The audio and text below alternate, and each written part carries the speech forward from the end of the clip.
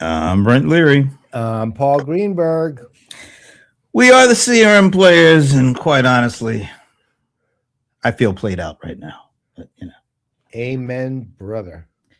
it is what it is when you're like getting down to the wire, or I don't know, close to the edge, We're getting down to the as. the nitty gritty. Yeah, that's what as is, nitty gritty. There it is, and we've been trying to figure that one out for the last 17 years. There is the as. But we are the CRM Playaz, and we're less than a week away from something. I don't know. Less than a week away from the NBA playoffs, maybe? No, March Madness? Is March Madness starting a week? Well, we are in March, so it could be. Yeah, and what we're going through is definitely madness.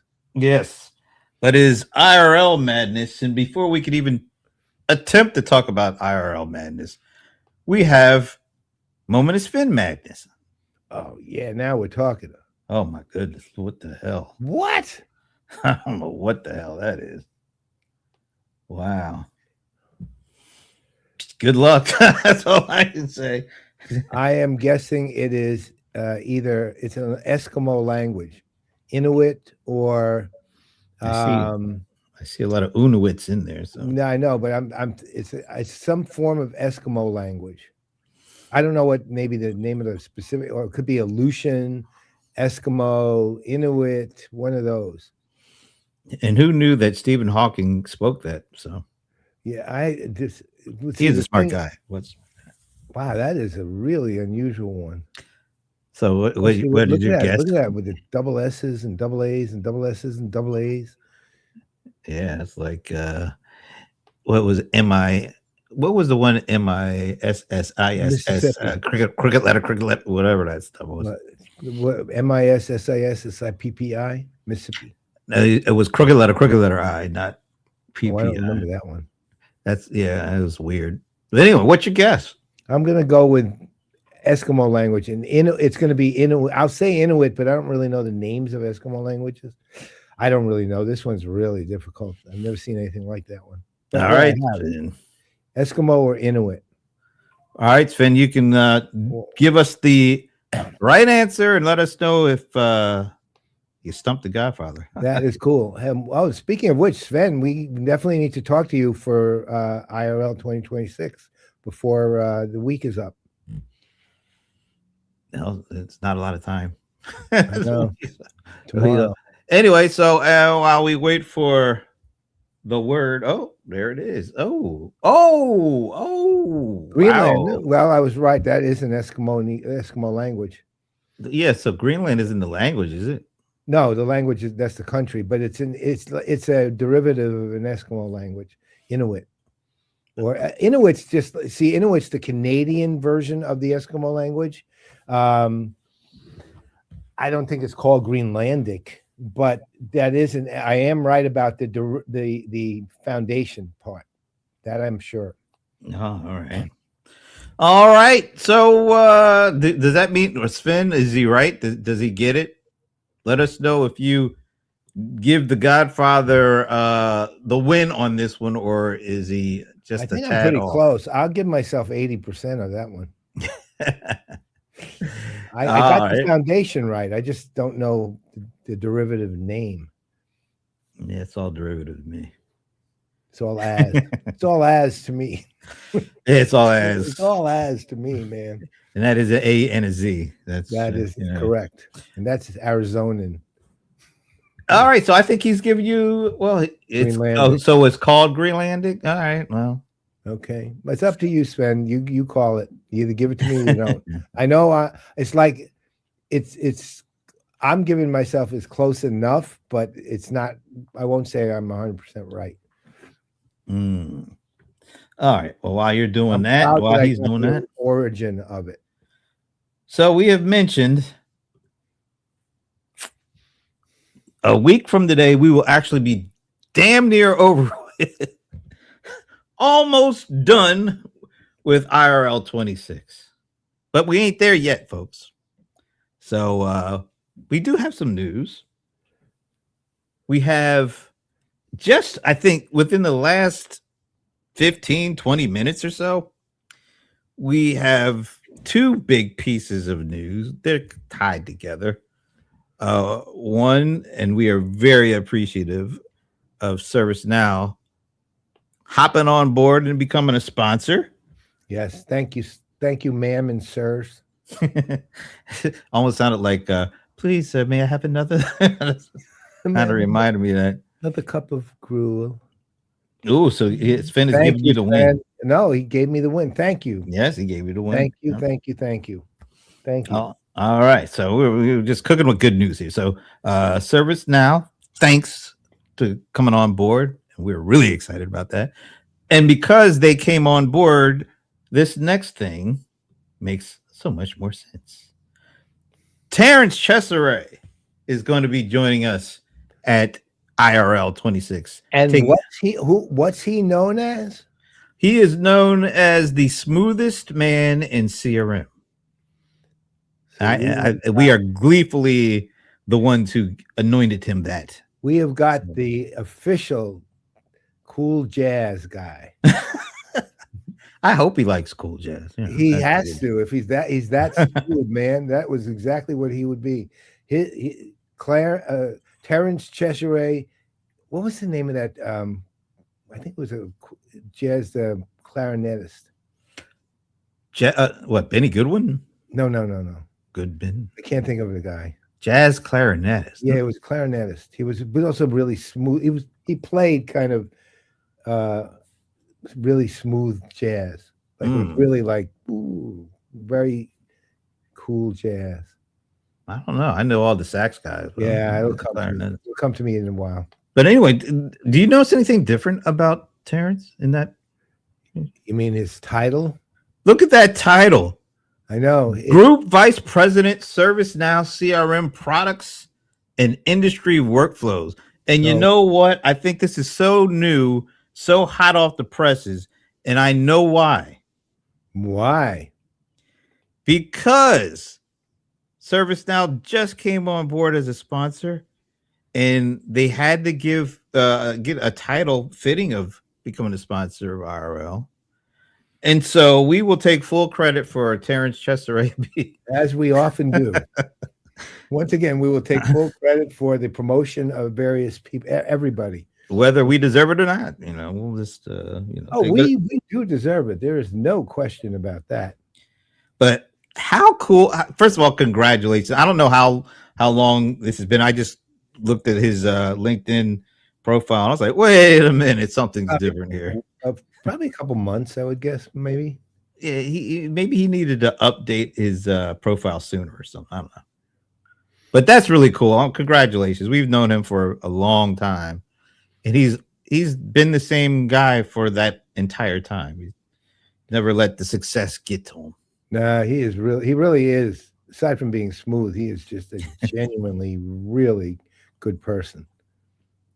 Yeah, and every time I think of workflows, he immediately comes to mind because he was talking about that. He's been talking about that forever. And now we're in the context of CRM workflows, which I think is really cool. Well, I mean, ServiceNow is in the mode of going all in on the CRM world. I mean, in their own way, it's a little different than, let's say, a typical approach, but there'll be more, I'm sure, coming out, and we'll probably hear more about it at the actual IRL too. Yeah, so before we get to the other announcement, any last minute tidbits, updates you want to share with the folks about the conference? Yes. No. No. Well, I mean, we're at the point now where there's still some openings for in-person registration, but that's gotten close to the end of that because, honestly, because we're running a conference, we have to do things like tell the people who are buying food from how much food we want to buy. So we can't really wait for lots of last minute registrations because, we don't have enough food as a result, right? So that will be closing shortly. However, that does mean you have the opportunity to register for the virtual event. And I will tell you what, the Playaz Cast IRL watch party is beginning to shape up really nicely. Adrian Swinsko, who is an esteemed analyst and AKA customer related and CRM related and CX related punk, is going to be the host and of the watch party. And right now we have 3 commentators who are coming in to comment throughout, and several others who are in the works. The 3 we have are CX expert James O'Connor, regenerative capitalist Jeremy Cox, and of course, actually the gentleman who will be our guest today. I won't say his name. Well, I will say his name because people will know, which is also the man who is probably the most esteemed and at the same time strongly opinionated leader in the CRM CX space, Bob Stutz, right? And you know that he is, the best way to describe what Bob will say will be, it will be unexpurgated. Ooh, that's a good Benny Hill word. Yes, it is. Yes, we do, Sven. We want to actually open the conference with that. Yes. Yes. The answer is a big yes. So we will, I'll ping you right after the show, and then we'll set up some time for you, me, and Brent to talk and get it done. All right. Yeah, it's hard to believe it's next week. But I have to say, I feel a little bit more confident this year going into it than we did. Well, last year we didn't know what the hell we were doing. Yeah, we did.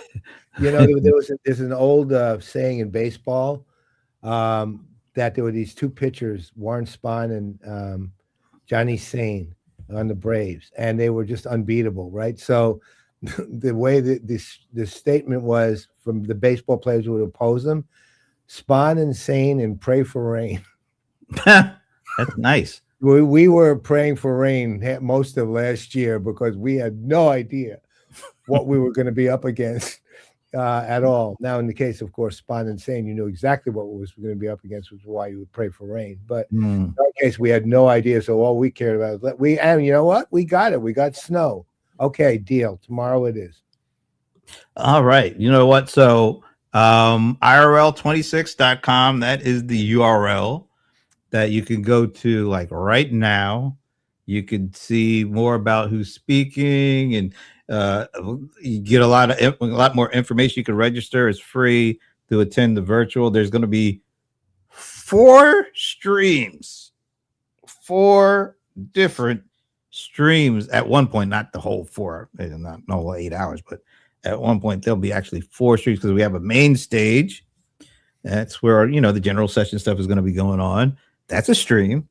We're gonna have another stream that is tied to the first stream that we're calling Heather Cam. That's because Heather Willems, the person that you really, just the go-to person, somebody mentioned in the comments that you can't replace her with AI. So Heather is just truly amazing because what she does, while all the speakers are speaking and presenting and saying all these smart things, she turns them into visualizations in real time.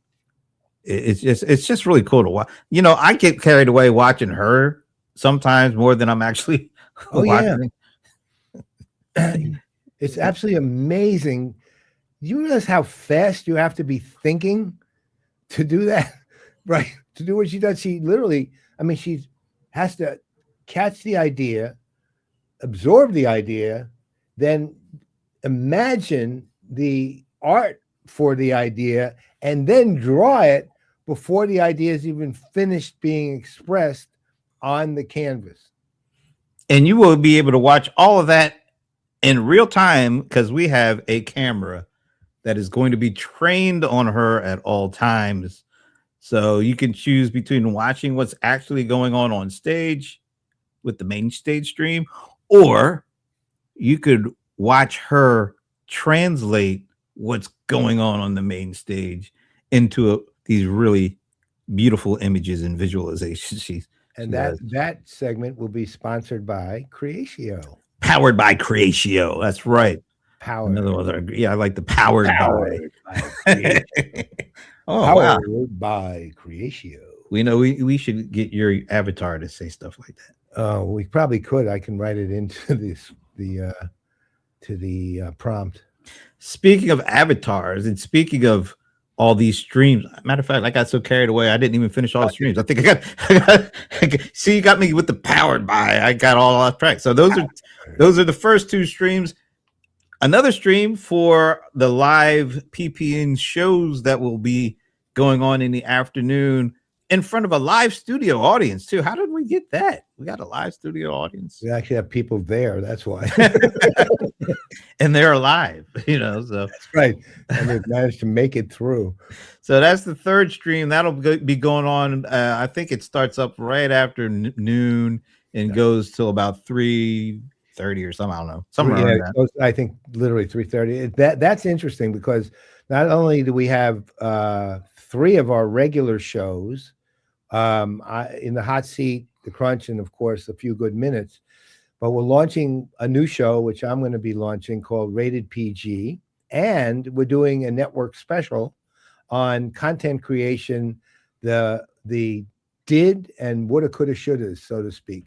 And we're going to talk about the process of content creation and what the obstacles, the successes, why it worked. And these are people with 3 authors who have written books, all of which will be available to attendees and in-person attendees, though. I'm sorry. And 3 people who have ideas for shows, but haven't actually put them into practice yet. And we're going to talk about not just the idea, but what are the obstacles, what do they need to be doing, how that works. And the host of that will be Kenny Lauer, who I think all of you know, former head of marketing for Golden State Warriors, probably the leading experience design guy in the world. And I'm probably not exaggerating a bit there. And an extraordinary friend of Brent and I. And so he will be hosting that. But that's a one-time network special. Yep. So you'll be seeing in the hot seat, you'll be seeing the crunch. You'll be seeing Talking Headless with Shashi Bellamkonda. Right. You'll be seeing is it like the pilot of Rated PG? Pilot of Rated PG, one of the 3 segments. We're only going to do one. All right. And you'll be seeing a few good minutes. Wow, that's a lot. Shashi's guest is actually very unusual for us. She's an AR person, but she's the head of AR for Red Hat, Christine Stern. So that'll be really fantastic. She's apparently one of those a dynamo head. Shashi, I know, loves her. I just want to know, like, if you work for a company called Red Hat, do you have to wear red hats wherever you go? Or only at Christmas? Well, there's also Red Kangos, which Michael Wu likes to sport too.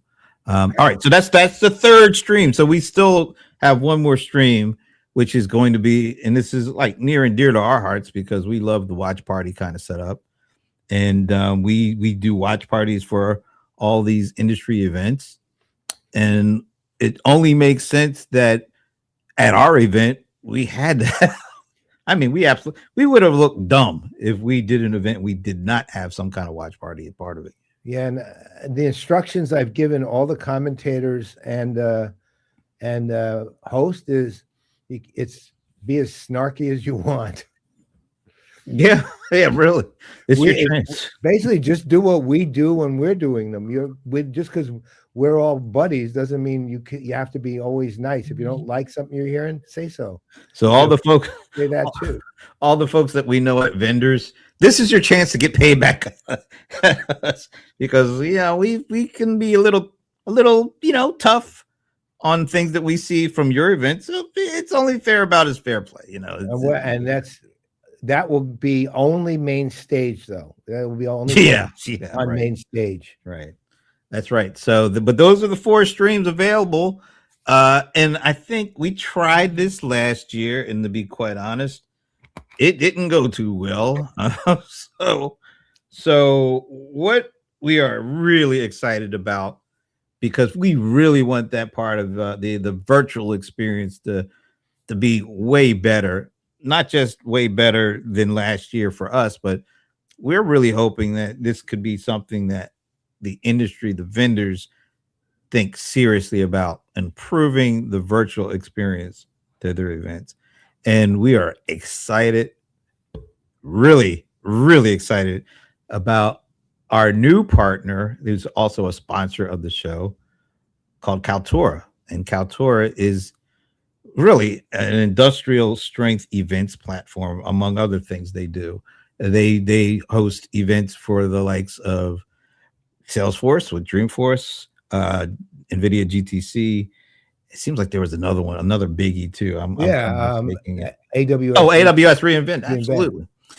And so the same, well, not, I mean, the platform that all these companies use, we are very fortunate to have become a partner and sponsor of what we do here, not only with IRL, but also something, the best part of the show, the part of the show that the Venerable Paul Greenberg loves the most. That's the weeks we don't have this part of the show. That's the ones I love the most. So we wanted to have on with us today Ruthie, what's her, Eisenberg. Eisenberg. I want to make sure I say it right. Who is not, well, she's an executive over at Kaltura, but more, I think, important in our little world. Go ahead and say it. Let's say this. I've known Ruthie since the first time I met, I'll say what I've been saying. The first time I met Ruthie was literally being rocked in her cradle by her mom, right? I literally have known her since she was born, just about, right? She's, her family has been friends of our family. You know, to me, she's my niece. I'm really that close to her, her sister, her brother, and her mom and dad. Her mom and dad we've known so long, for example, that her mom was my wife's roommate before she knew her dad, right? So that's how long we've known. That's how long we've known this family. Ruthie is one of the people closest to my heart in the world, really. And so Kaltura, she's a VP over at Kaltura. She's kind of tech vertical and some other significant parts. She obviously is, Brent has seen in it, I've known for a while, is a powerhouse of a person too. And you're going to get a chance to see her too at next week's IRL event. But before we do that, we did get a chance to record a short conversation with Ruthie to talk a little bit more about what Kaltura does and how they do it and why they do it. So we're going to play this pre-recorded segment. Then after that, he's already in the green room. So we got to get into some no BS time. But before that, let's go ahead and see what Kaltura is all about.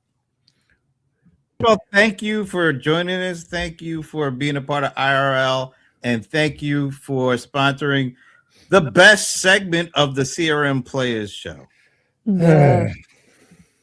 It's an honor to be stepping in. So thank you for allowing us to do so. And super excited to also be part of IRL and be hosting everybody there in a couple weeks virtually. And I'm looking forward to being there in person as well. I'm overseeing our tech vertical and working with some of the most amazing customers. And our work really sits at the intersection of media, intelligence, and engagement. So that's where you'll see all of those elements come to life at irl26.com.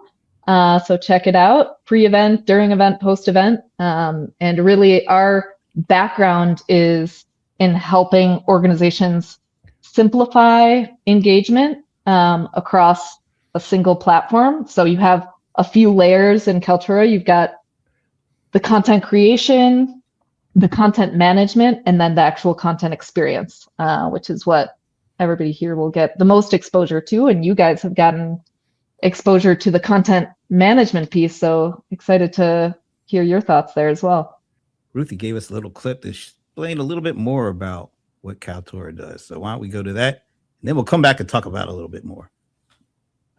Kaltura's agentic avatars are built for moments where engagement matters most. It listens, learns, and adapts in real time, bringing your knowledge to life with a presence that scales so that every moment of engagement turns into action.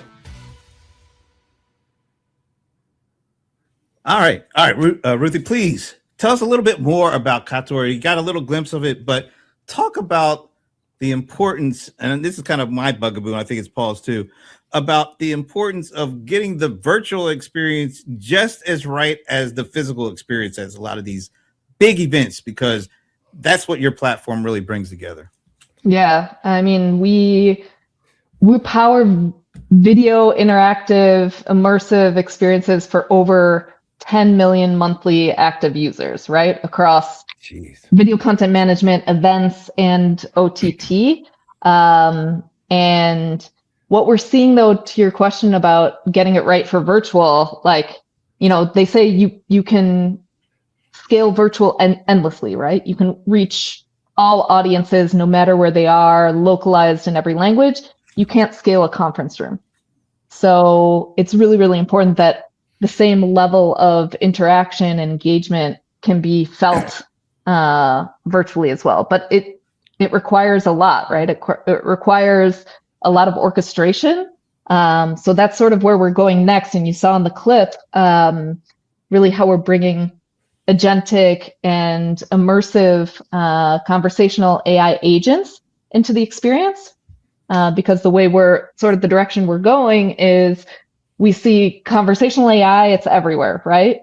But it's still operating from the sideline quite a bit, right? It's not really transforming that real-time experience. So excited to talk about this also on stage at IRL, but we're seeing how actually the conversation can become the experience, right? Transforming all the surfaces that you touch and how you experience a brand.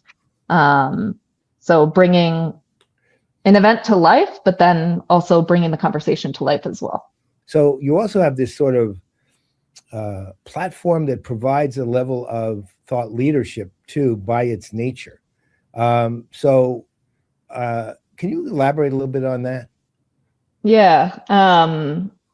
The way we see it is, if you think about the customer journey and what you seek when you're trying to get information about a company or a brand, it's evolved quite a bit over time. And video has been very, very central to that educational experience. If I'm a customer and I want to learn about a brand, and video is what we are expert in. It's what we store. We have, again, many, many, many petabytes of video content that we sort of focused on atomizing and analyzing, vectorizing to provide these more relevant, personalized experiences so that you're experiencing a brand in not for 45 minutes of a webinar session or a conference moment, but you're getting to the exact minute of content that you need in a specific moment. And so that's sort of the direction we're going with all of this rich media. Like, how can you develop on the fly the right experience for Paul versus Brent versus Ruthie?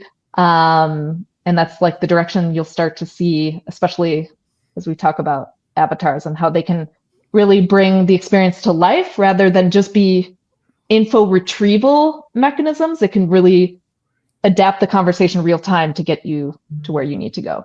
What can you tell us about what to expect to see at IRL? And also, where can people go to learn more beyond IRL about what you guys are doing? Absolutely. So at IRL, please attend, because you'll be amazed at the agentic real-time conversational avatar agents that will come to life on stage.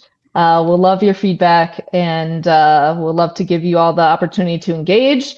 You can check out Kaltura and the Kaltura experience if you go to IRL26.com, because that's where we are hosting the IRL virtual experience, and that is where we also have a live avatar, so you can check that out.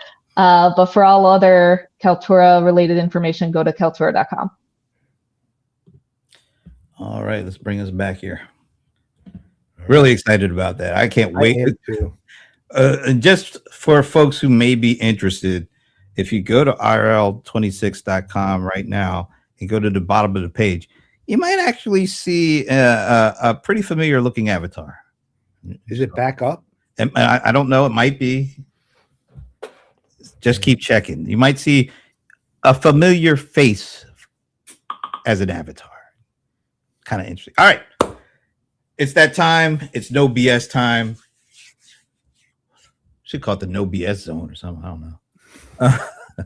Because we can't have any of that when we have the one and only Bob Stutz join us. So without a further ado, because you already know who he is. Oh God, yeah, everyone knows this guy. Literally. Hey Bob, how you doing? There he You guys is. keep me waiting for too long. I was just about to sign off. Fuck y'all. If you tell me to be on at 9:20 and my time is I just valuable. said log in at 9:20 or 3:20. It's nothing like getting that first F-bomb right out of the way early. Right. So what's new, Bob? What's going on where you are right now? Nothing. It's like springtime. Really? Yeah, it's Like- beautiful. Uh, Warm what do you mean? temperatures, sunny, Sounds like it's here too. 70 degrees here. all melted. We're at like 40, I think. 35, 40. Not spring yet. So, well, you know what though? I think what I'd love to get I want to, I want to get started. What do you think, Brent? What are you thinking where I'm going on this question? I have zero idea, really. Yes, I you don't do. know. It's one that's going to be constantly talked about at IRL too, I'm pretty sure. Baseball season? No, SAS versus Oh, okay. The Saspocalypse stuff. Yeah. Thank you, Bob. Thank Yeah, you. here we go, right? I'm already agreeing with you. Go ahead. It's Take it away. Listen, it's vendor bullshit, right? It's like, look, they have to justify their existence somehow, right? And when you listen to it, whether it's Workday, whether it's Salesforce, but all the AI companies use our software. Well, no shit, they use your software because they haven't figured out how to build their own yet. Eventually they will, and that'll be the end of it, right? I mean, look, you always have to look at what vendors say, and the reality is look, there is definitely. It's the same thing with, AI is not going to replace jobs at the end of the day. We're building AI to work together with humans. That is a load of shit. And anybody who believes that is fucking nuts, because look, just look at what's happening even in the tech sector, what's happening, right? Jobs, people are getting laid off left and right. Right? What was the company recently? Block. Yeah, I think he laid off 10,000 people. Yeah, he laid off 40% of the workforce. 40% of the workforce. Yeah. Because figured out didn't need them, right? Because of AI. He said he was actually getting ahead of the curve when because he sees where Well, it's going. and at least he's being honest about it. Right? I gave him points for the honesty too. Yeah, you're right. At least you got to give him points for being honest about it, right? But that's just the beginning, right? You look what Amazon's done. Right? Look how many people Amazon has laid off. And they weren't people, stuffing boxes. These were tech workers that they let go. Right? I mean, this is just going to keep going and going and going and going. It's not going to get any better. And every one of these software vendors is trying to figure out, look, it's the, and I can't believe I even say this stuff, right? Because, look, I do believe in capitalism, but at some juncture, what we're getting to now is a point where it is all about the dollar at the end of the day. And these companies are going to do whatever it takes to get a higher profit margin. And that means laying off more and more people, right? Because what's your number one expense in a company? People. Right? So if you can get rid of those people, right?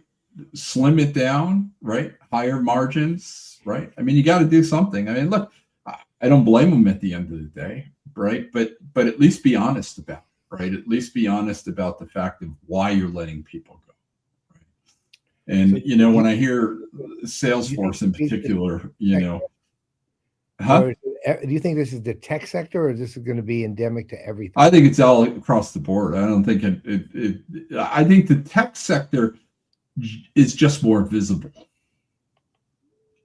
right? Because the visibility with the tech sector, people are more louder, right? They're all over LinkedIn, right? So you just have more visibility to it at the end of the day. But I think it's everywhere, right? I think it's government. I think it's going to be in all forms of the private sector. I think, you're going to see manufacturing getting, automotive companies, right? It's going to go, I mean, it's just going to be everywhere, right?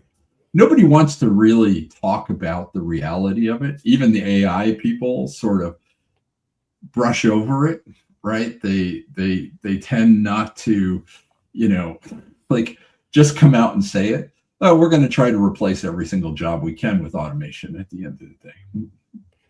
What's the long term for this? I mean, there are still human beings out of work as a result. So well, and it's going to get worse. I don't think it's going to get better. And then you hear people talk about retraining. Retraining what? What's there to retrain on? Learning to use AI? Is that going to guarantee you a job at the end of the day? No, it's not actually. I have a friend that she's always talking about, because most of the headlines around all this stuff is, Anthropic gets a $50 billion commitment from Amazon. And so it's like these 7 companies that it seems like the money goes from here to there, and then from there to there, and then back to there. And then, and she's like, and it's all kind of poised to be getting rid of people, automation and all that kind of stuff. And she's like, well, the agents, these AI agents, will they pay for stuff? Because who's going to be left to buy anything? That's actually a very good point at the end of the day, right? I mean, if you think about it, right, what's that going to do, the overall net effect to the economy at the end of the day, right? I mean, it's not a good thing, right? And I think, people don't want to face the reality of this stuff, right? And so everybody talks around it. They, and look, I believe even enterprises are going to realize they don't need to pay a Salesforce or an SAP or even a ServiceNow all the money they pay them at the end of the day. They're going to figure out that they can build this stuff themselves, and they can build it cheaper, faster, and change it whenever they want to change it, instead of being at the mercy of a vendor, right? I mean, there was an interesting article I just read. It was geared around Salesforce, and it talked about how Agentforce and all the stuff that Salesforce is doing is just another one of their ploys that they've done all along, right? Which is, it's just another add-on, another renegotiation of a contract over and over again to get more money out of their customers at the end of the day. And what you hear is a lot of those customers are pretty frustrated with the whole thing. And I think that's true of all the vendors, right? And now you have, SAP basically saying, oh yeah, the CEO is going to now be in charge of product. Oh, that's that ought to go over really fucking well at the end of the day. I mean, putting a finance person in charge of product, that's, I'm sorry, but there's just something wrong with that equation, right? Oh, go ahead, Bob. But you look at some of these companies, right? I mean, when's the last time SAP produced a new product? I have no idea. I don't think they've done one in 15, 20 years. To be quite honest. It was CRM 2007. Yeah. I mean, how do you, look, they're laying off people. They let a bunch of people go at the end of last year, right? They lost a hell of a lot of their IP, walked out the door. And you got to wonder where this all goes, right? It's not leading to anything good, I think. And I think, at some juncture you have to start. I think people are going to have to really wake up and figure out that this is not going to be good for anybody, right? As development tools get better and better, right? You need less developers. You still need developers, but you need better developers. developers. You need ones that can actually work with those tools and make those tools much more productive, right? But if you think about like application engineers, do you really need them anymore?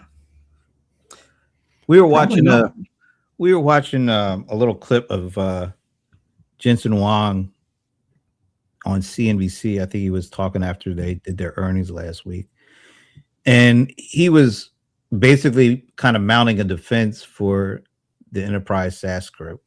He was saying, look, I know a lot of the financial analysts are talking about the kind of the disintermediation of enterprise software companies, and eventually who's going to need them. But he is basically saying he doesn't buy into that. Of course, he has some financial reasons not to. We'll stipulate to that. But one of the things he said was the enterprise software vendors are going to use these platforms to build tools for their platforms, but he doesn't see enterprise companies that are used to buying enterprise software. He doesn't see them using agents to build their own software. So he was basically saying the vendors are going to use software or to use AI to help their customers build tools that make it easier for them to use their software. And then he said the last part was the one thing that is irreplaceable from like these new technology startups is the data that is at the disposal of the enterprise vendors and the institutional knowledge about industries. Those things are hard to be replicatable, even with AI. So do you believe, and he said the system of record is really a differentiator between these new startups and that are doing all these other things that are not necessarily the factual data that companies depend on to run. How do you see all that? Look, that data is stagnant data at the end of the day. I mean, the reality is look, yes, it's important data from a historical perspective and things, right? But the reality is look, I think, look, he has a vested interest in saying SaaS isn't going to go away, right? I mean, that's a big part of his business at the end of it, right? They're still a chip company. And people buy servers, right? And that's never going to go away. But I don't think, if you really think about this realistically, why would I continue to pay? Let's just take an example, let's take like a Salesforce, right? Could I get rid of Salesforce tomorrow and build it all myself? I don't believe so, right? I believe what companies will start to do is they'll start to build pieces themselves that are better than what Salesforce has built.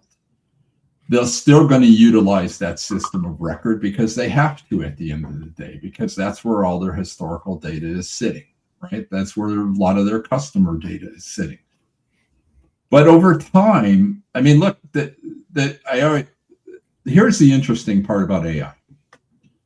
The application side of AI has accelerated. If you think about it, right? The tools, the ability to build applications. But what hasn't accelerated on the AI side is data. And the sophistication of agents to not have to have data in a centralized store. Eventually, someone's going to solve that problem where an agent can go and fetch data from anywhere and not have to be in a centralized store. And it doesn't have to be in a system of record. It can reside anywhere in the enterprise at the end of the day. But you remember that back in the day, even before AI, that was sort of what Coveo was trying to do. It was actually the first to do that was actually what Siebel did with the unified, I forget the name of it. Unified data, which was basically we took the database and said, you could build your own stuff on top of the database. And basically we built a set of connectors, right, for business processes. But I actually believe that over time, look, it's not going to happen overnight, right? I mean, look, there's no way this can happen overnight, right? It's going to take, it's going to take a long time, right? But eventually, I do believe that what you'll see over the next 5 years is companies becoming less and less dependent on major vendors. They're going to figure out how to look. You take a major financial services company, right? They've probably got 10,000 developers sitting in India, right? Could they not build their own stuff using Cursor and other tools? And, they literally could build their own stuff and maintain it and probably do a better job, right? Than being dependent on a vendor at the end of the day. Now, he's right about some things like industry knowledge, but does a vendor like Salesforce know the industry better than a company who's actually selling and doing business in the industry? I would say no. They know their business better than anybody, right? The problem was, I think, and I'll probably get a bunch of shit for saying this, I think CIOs have gotten lazy over the years. They became too reliant on the vendors to do the things that they should have been figuring out how to do themselves. And I think the vendors are at blame too, because they wine and dine the shit out of CIOs.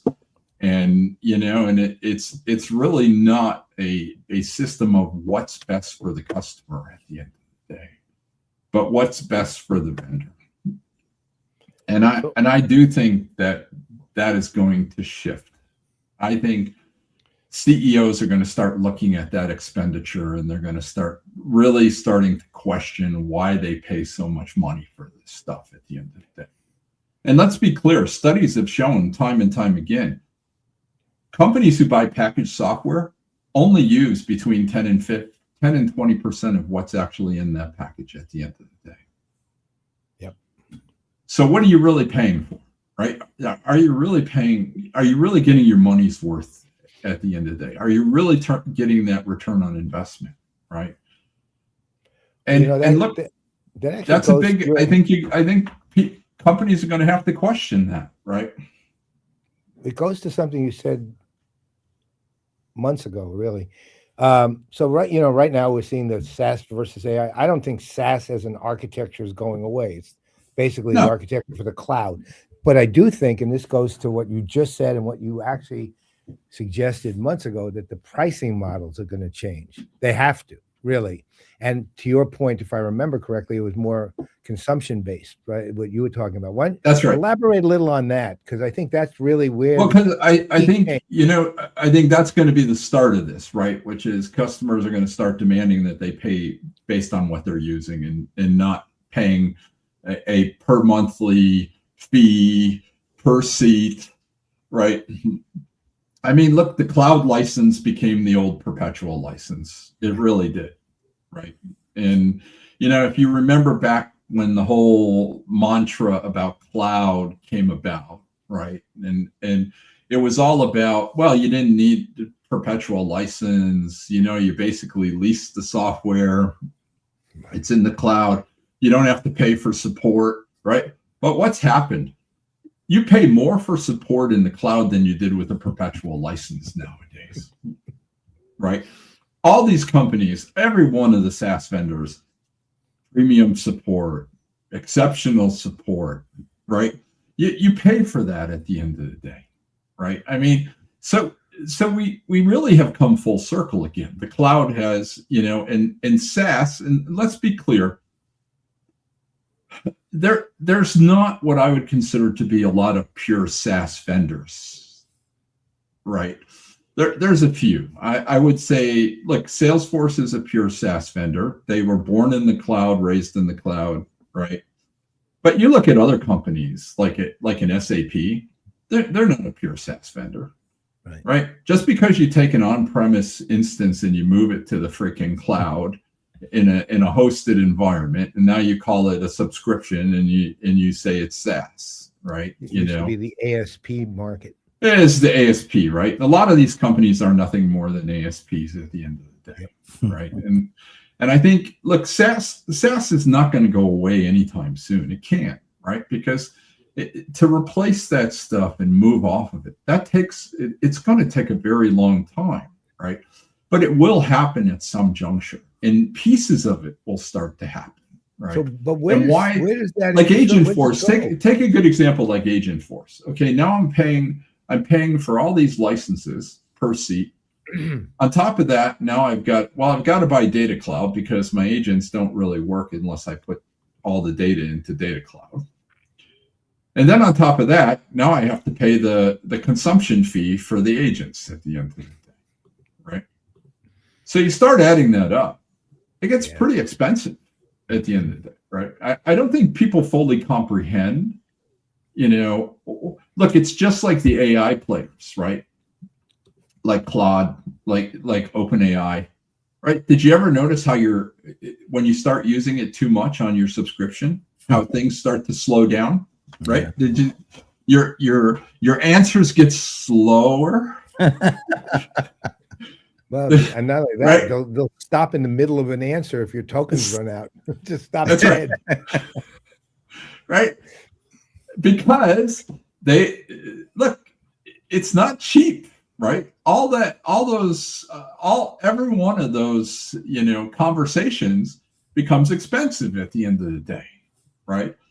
So if you really think about automating all that stuff, right, and you really think about, an agentic enterprise, a true agentic enterprise, right, that can do federated agents, the whole bit, what's that going to cost an enterprise at the end of the day? Yeah. What's that cost going to be, right? I think people haven't fully comprehended what the cost of this is going to be. Yeah, right. Well, that and the power cost, the energy cost. I mean, the cost is. Well, you remember when the cloud first started, right? Nobody made money because the more customers you put on the cloud, the more expensive it got, right? It wasn't until like 10, 15 years after the fact that the prices came down, right? The cost of running that infrastructure came down where it actually became profitable, right? But now we're facing the same thing, I think, with AI, right? You look at what it costs for the data centers, what it's going to cost somebody's got to make money here at the end of the day. Yeah. How long can these companies go without being, look, that $20 a month subscription for OpenAI, I don't believe it's going to stay $20 for too much longer. Well, I think what you're going to start seeing is that this stuff is going to start really increasing, right? Well, that's why OpenClaw and what happened with that and Anthropic, they're like, hey, we're not letting third parties hit our APIs like that, because they would basically gladly pay their $200 a month and then run the thing 24/7. And they're like, and they're not making any more money off of these guys, That's right. Remember, LinkedIn did the same thing. They closed the API because they wanted to build Sales Navigator. That's right. Same reason. And it's going to happen with every one of the AI companies, right? They're going to have to they're going to have to make money at some juncture. I mean, you can't keep losing as much money as they're losing. I mean, you look at OpenAI and you just go, how is this a good business at the end of the day? Because I don't quite understand that. Yeah. Right? Because all these other companies throwing $50 billion at them just to keep their.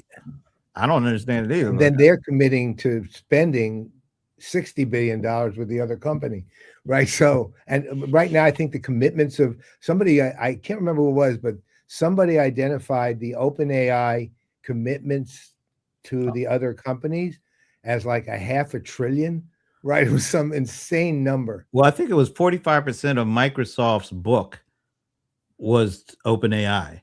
It was like $350 billion of. That's Microsoft, and that's it's a lot, right? Yeah. I mean, at the end of the day, it's a lot. I think the SaaS companies that will suffer the most, because the bigger players like the Salesforce and SAP and ServiceNow, they're going to survive for years to come, right? Right. But I think the players that are going to get really squeezed are these the ones that have the point solutions, right? These companies that have been around forever, that have a single point solution that, you know, is easily replaced by AI. Those are the ones that I think are going to be, you know, the ones that are going to suffer the most, right? Because I think what you've seen, even with, you know, what you've seen with Anthropic and what they've been able to do with some of the plugins, right? I mean, it's pretty amazing. Yes. Right. Yeah. And you know, it's like, that's why I think that these point vendors, they're the ones that are going to take the biggest brunt in this right away, because some of that stuff can be replaced pretty quickly with, you know. So Where do you go ahead, Brent? Go ahead. I'm going in a different direction. Go ahead. No, go ahead.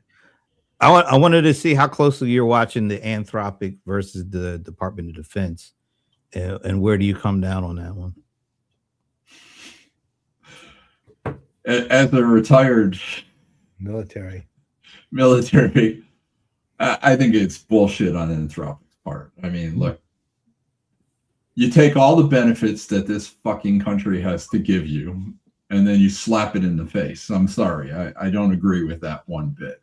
You know, and look, you know, I mean, look, nobody likes the fact that AI can be used for war, but the reality is that's the future of warfare.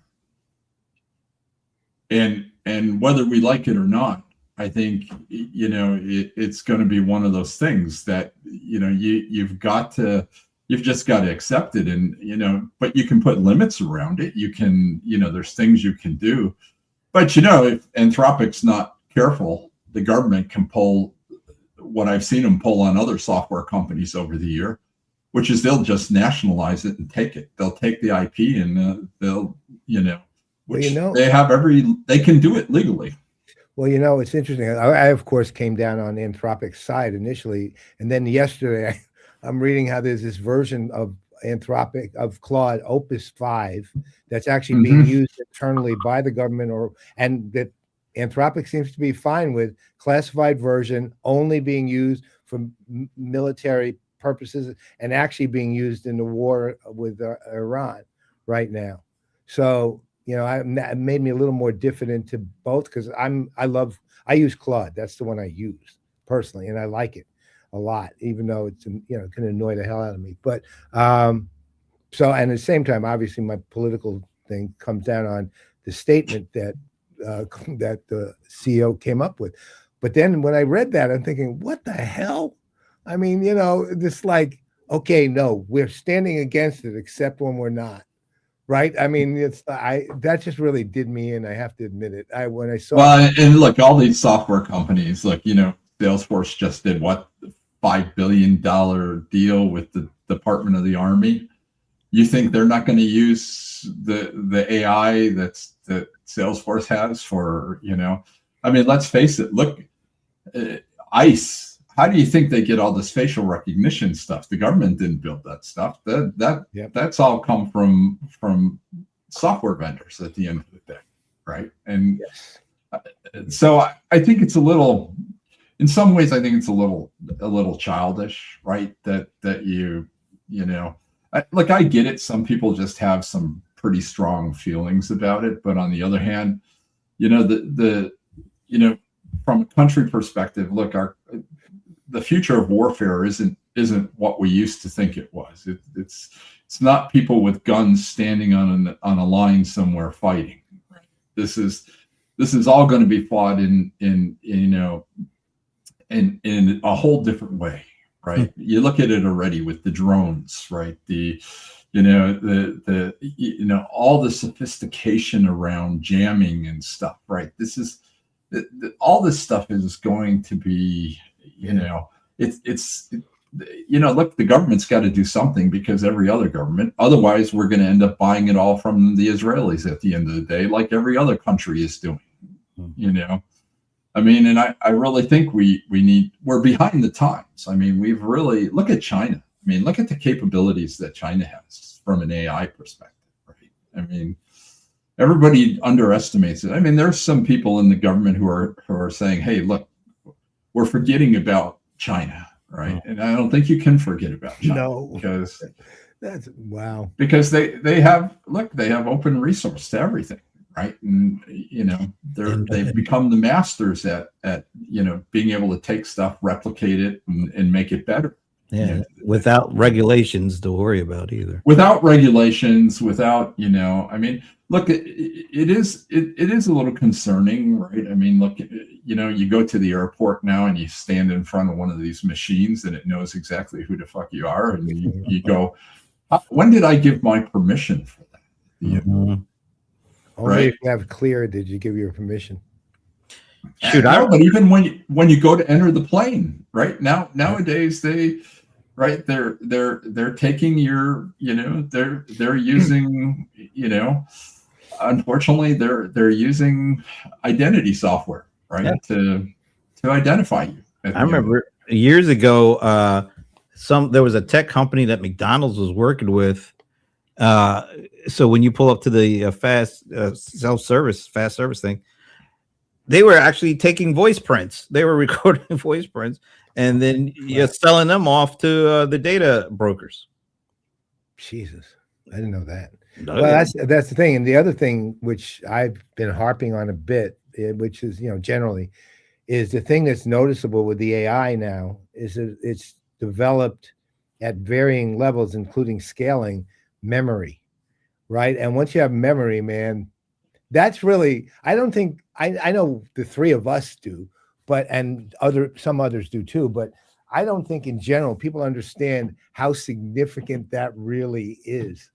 That, I mean, I know even when in my use of Claude day to day, all of a sudden it'll bring something up. I'll say, where do you remember? How'd you remember? Look, even Alexa Plus has memory, right? Yeah. And it'll say, well, I know you did this a couple of weeks ago, so why don't you do this now?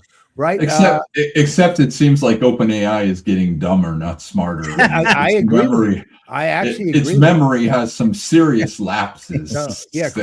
Claude's memory is unbelievable. Once I have to say, Claude is much better, but OpenAI has gotten dumber. It has not gotten smarter. No. You know? Well, you're seeing people buy like the latest Apple news came out.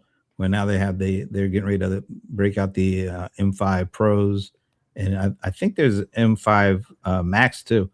But yeah, there is, where you can basically, I'm waiting for when it hits the new Mac Studios, because you are seeing these people buying, like right now they're just using the M3 Ultra Max Studios, but those things maxed out, you can put 512 gig on that thing of RAM.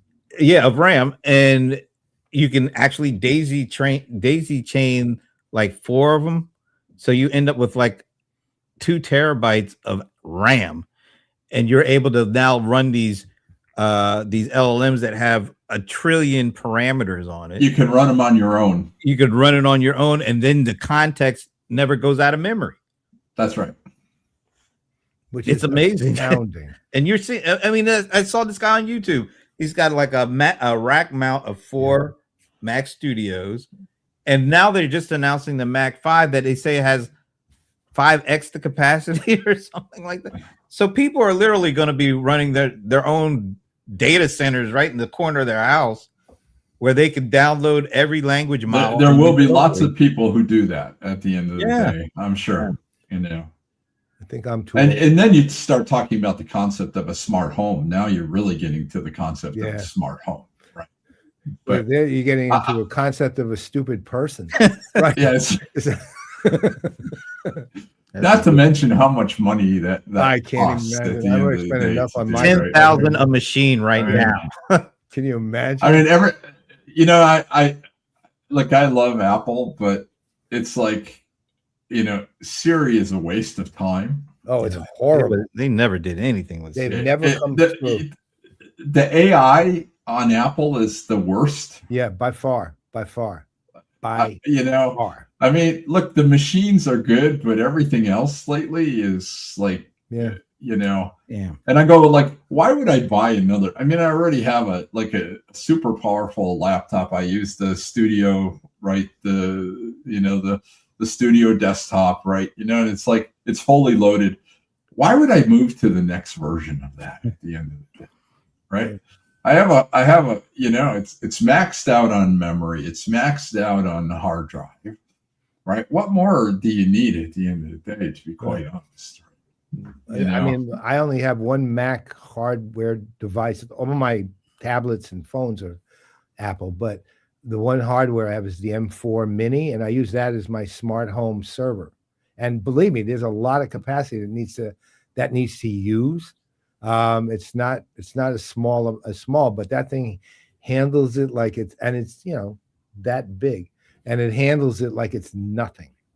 Yeah, amazing. I mean, look, the hardware is really good. I mean, I have to say, I think, I mean, I would never go back to a PC. Never. Yeah, I'm okay never go with back that. to a Windows machine. How you game on a Mac, man?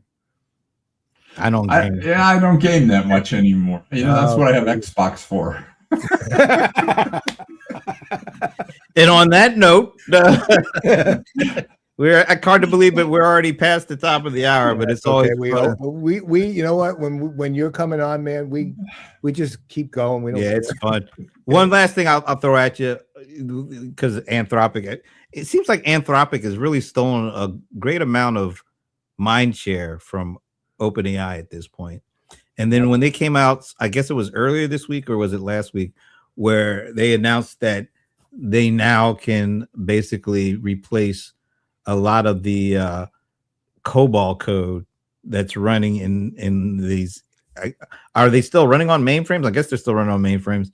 And IBM's stock went down like 15-20% immediately.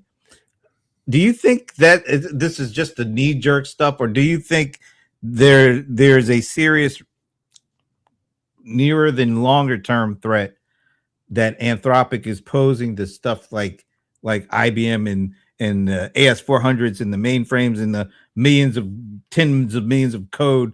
That's not just them. I mean, look, I think Anthropic is, you know, I recently read this review on this plugin they did for Excel, right? You know, that they built, right? They're going after everybody. Yeah. They're going after every single vendor.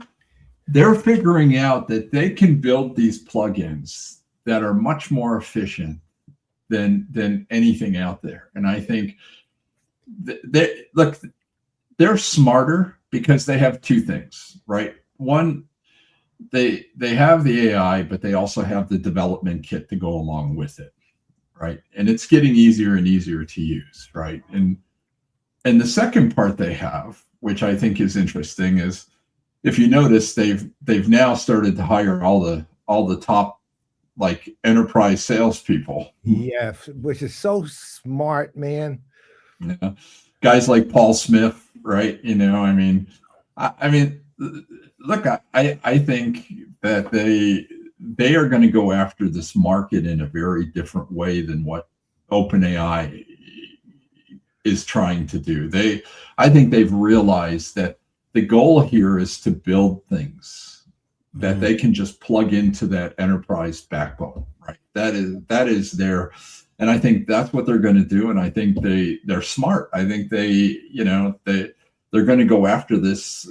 And you know, look, I do believe that of all the AI companies, I think they're the ones that understand what it takes to make the money and go after the enterprise. Well, you know what? Remember Microsoft's strategy, fast follower, man. Where's where's Quattro Pro, right? I mean, it's fast follower. ChatGPT. I mean, you know, look, Google has amazing stuff. I have to say, Gemini is great. Gemini is amazing, and then some of the other tools they have in the AI space, right, are unbelievable. Their problem, which has always been their problem, they just don't know how to sell to the enterprise at the end of the day.